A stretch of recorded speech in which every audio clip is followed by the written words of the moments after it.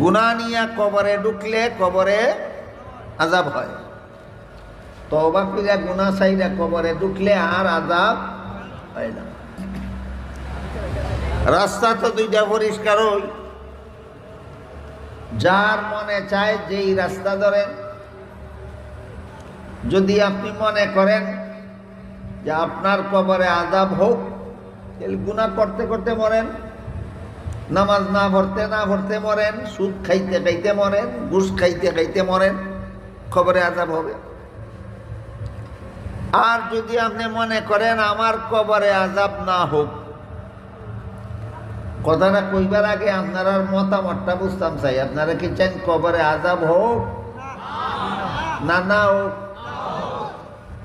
কবরে যদি আযাব না হইতে চান, কবরে যদি আযাব না হইতে চান, তাই